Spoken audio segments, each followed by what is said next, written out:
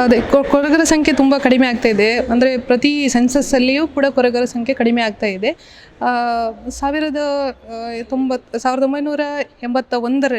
1991ರಲ್ಲಿ peer report ಆವಾಗ ಕೊರಗರ ಜನಸಂಖ್ಯೆ ಸುಮಾರು 17,000 ಜನಸಂಖ್ಯೆ ಇತ್ತು ಅಂತ ಹೇಳ್ತಾ ಇದ್ರು.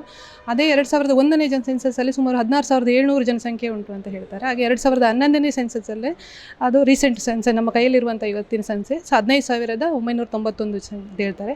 ಈಗ ಪ್ರೆಸೆಂಟ್ ಸೆನ್ಸಸ್ ನಮ್ಮ ಕೈಯಲ್ಲಿಲ್ಲ, ನಿಖರವಾದ ಮಾಹಿತಿ ಇಲ್ಲ. ಆದರೆ ಜನಸಂಖ್ಯೆ ಕಡಿಮೆ ಆಗ್ತಿರುವುದಕ್ಕೆ ತುಂಬ ಉದಾಹರಣೆಗಳಿದೆ. ನಮ್ಮಲ್ಲಿ ಕೊರಗ ಸಮುದಾಯದ ಸಂಘಟನೆಯಲ್ಲಿ ನಾವು ಅದೇನು ಕೈಗೊಂಡಾಗೆ ಕೆಲವು ಅಂದರೆ ನಮಗೆ ಗೊತ್ತಾಗ್ತದೆ, ವಾರದಲ್ಲಿ ಪ್ರತಿ 7 ಜನ ಸಾಯುವಂಥ ಪರಿಸ್ಥಿತಿ. ಅದರಲ್ಲಿ ಸಹ ಕೊರೋನಾ ಕಳೆದ ನಂತರ ಸುಮಾರು ಜನ ತೀರ್ಕೊಂಡಿದ್ದಾರೆ.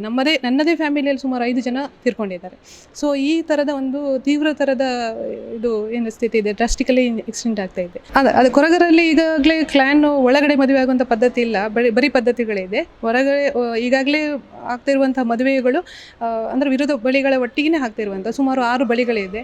ನಮ್ಮಲ್ಲಿ ಭಾಷಾವಾಗಿ 4 ಹಂಚಿಕೆಗಳಿದೆ ಪ್ರಾದೇಶಿಕವಾಗಿ.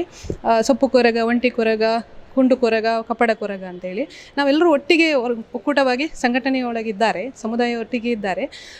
ಆದರೆ ಈ ಕ್ಲಾನ್ ಅನ್ನುವಂಥದ್ದು ಒಂದು ಅವರು ಏನು ಎಸಂಪ್ಷನ್ ಅಂತ ಹೇಳಿದರೆ, ಕ್ಲಾನ್ ಒಂದು ವೇಳೆ ಒಂದೇ ಆಗುವ ಚಾನ್ಸಸ್ ಇರ್ಬೋದು ಅನ್ನುವಂಥದ್ದು. ಅಂದರೆ ಜನಸಂಖ್ಯೆ ಈ ಥರ ಕಡಿಮೆ ಆಗಿರೋದ್ರಿಂದ ಇವತ್ತು ಕೆಲವು ಕಡೆ ಒಂದು ಕ್ಲಾನೇ ನಾಶ ಆಗಿದೆ, ಕೆಲವು ಕುಟುಂಬಗಳೇ ನಾಶ ಆಗಿದೆ, ಪೂರ್ತಿ ನಾಶ ಆಗಿದೆ ಅಂತ ಉದಾಹರಣೆಗಳು ನನಗೆ ಗೊತ್ತಿದೆ. ಸೊ ಆ ಥರದಲ್ಲಿ ಒಂದು ವೇಳೆ ಅದು ಮುಂದೊಂದು ದಿನ ಎಂಡೋಗಮಿ ಆಗಿ ಅಂದರೆ ಇಡೀ ಫ್ಯಾಮಿಲಿ ಆಗೋದು, ಅಂದರೆ ಜನಸಂಖ್ಯೆ ಕಡಿಮೆ ಆದಾಗ ಚಿಕ್ಕವಾಗಿ ಅದು ಒಂದು ಕುಟುಂಬವಾಗಿ ಮಾರ್ಪಡ್ತದೆ. ಆಗ ಅಲ್ಲಿಯೇ ಮದುವೆ ಆಗೋದ್ರಿಂದ ಇಂಥ ಜೆನೆಟಿಕ್ ಕಾಯಿಲೆಗಳು ಬಂದು ಅವರು ಸಾಯುವ ಸಂಖ್ಯೆ ಜಾಸ್ತಿ ಇದೆ ಅಂತ ಹೇಳ್ತಾರೆ. ಬಟ್ ನಮ್ಮ ಒಂದು ಎಕ್ಸ್ಪೆಕ್ಟೇಷನ್ ಮತ್ತು ಹೋಪ್ ಏನಂತ ಹೇಳಿದರೆ, ಈ ಥರದ ಸ್ಟಡಿಗಳು ಸಮುದಾಯಕ್ಕೆ ಪೂರಕ ಆಗಬೇಕು. ನಮ್ಮ ಜನಸಂಖ್ಯೆ ಏನು ನಿಖರವಾದ ಕಾಯಿಲೆಗಳನ್ನು ಹುಡುಕಬೇಕು ಮತ್ತು ಅದರ ಸಮಸ್ಯೆಯನ್ನು ಬಗೆಹರುವಲ್ಲಿ ಸರ್ಕಾರದ ಯೋಜನೆಗಳು ನಮಗೆ ಪೂರಕ ಆಗಬೇಕು. ಸರ್ಕಾರ ಏನಾದರೂ ಒಂದು ಈ ಕ್ರಮ ಕೈಗೊಳ್ಳಬೇಕು.